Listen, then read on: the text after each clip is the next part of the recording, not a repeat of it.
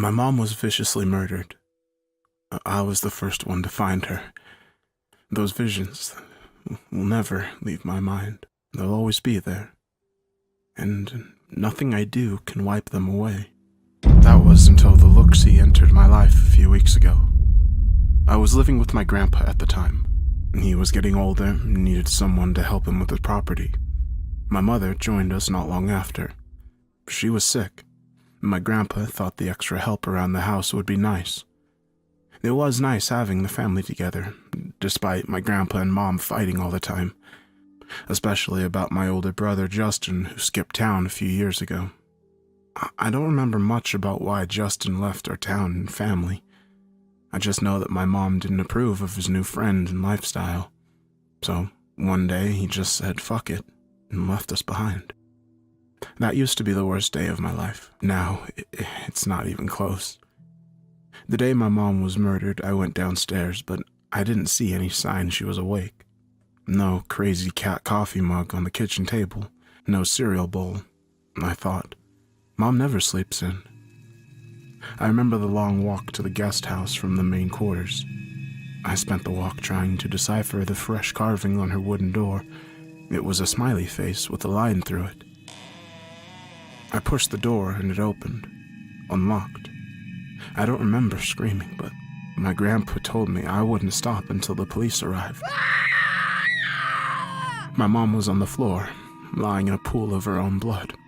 Her arms were covered in stab wounds as well, as if she was wrestling with the murderer for her life.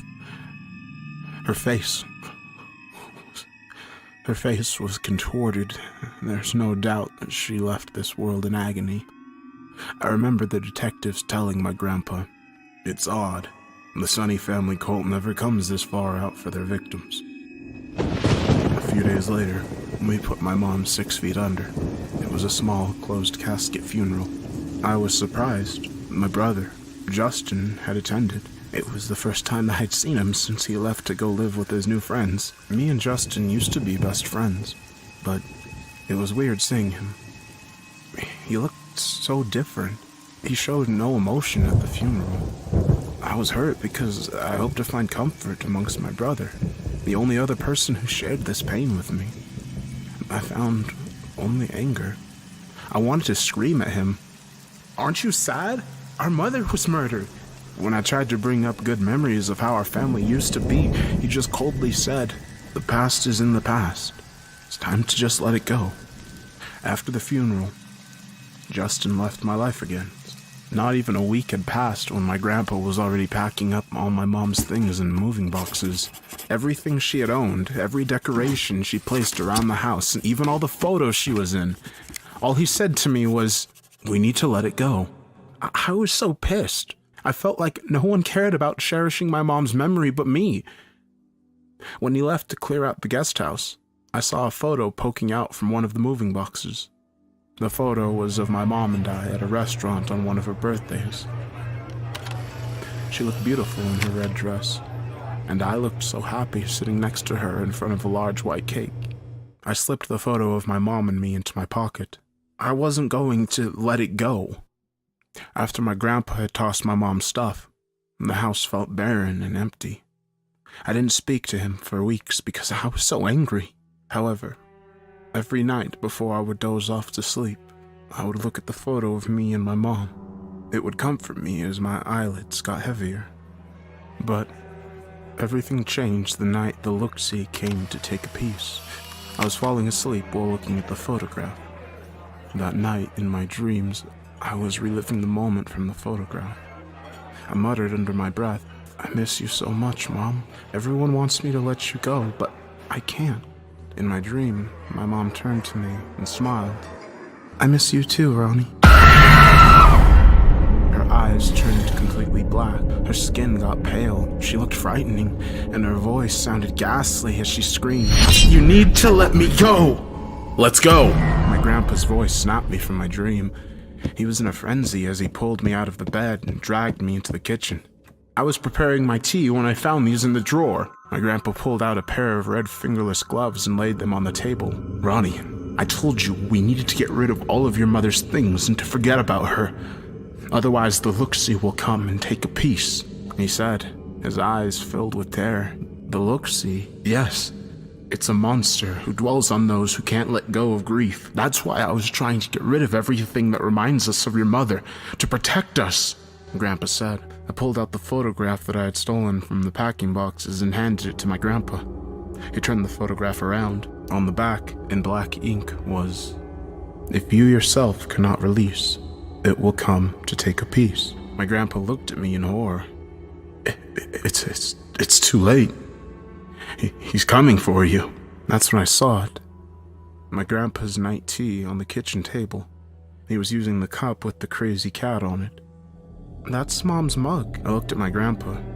Just then, I saw a man. No, not a man. A creature in a suit, with a hideous smile stuck with hellish teeth behind them. Before Grandpa could react, he was pulled by the creature into the dark living room. I heard Grandpa's blood-curdling screams as the creature ripped into his flesh with his long fingernails. Grandpa managed to put up a fight and crawled out of the darkness, but he was immediately pulled back in by the look-see. I quickly ran to the family room and took the photograph with me. I was in a panic as I heard it slowly walk towards me. I needed to get rid of the photograph before it took me. That's when I saw it. A fireplace. I worked quickly to get a fire started. The look-see started to stretch out its horrible long fingers towards me. Suddenly, the fire blazed behind me, and I had to make the choice to finally let go of my mom. I can release. You will not take a piece. I dropped the photograph in, and it slowly caught fire. The look-see was still coming for me, arms outstretched and its mouth widening to show off its glistening teeth. I turned towards the fire and caught the last glimpse of the photo of my mother. I screamed. The look-see dug its fingers into my right eye. The pain was horrible. It turned its hand and scooped around in my eye socket like an ice cream man trying to get frozen over ice cream. The look-see slowly pulled its finger out of my socket. My right eye was pierced on its fingernail like a toothpick through an olive. The pain was unbearable as I fell to my knees. The look-see retreated as the last bit of my mother burned away. I woke in the hospital. I was told that the police have no idea what happened, but they're investigating the Sunny family cult, the same group of people they believe killed my mother. But I know it was the look-see. I still don't know what he or it is. All I know is that it was drawn to us. It was drawn to us by our inability to let go.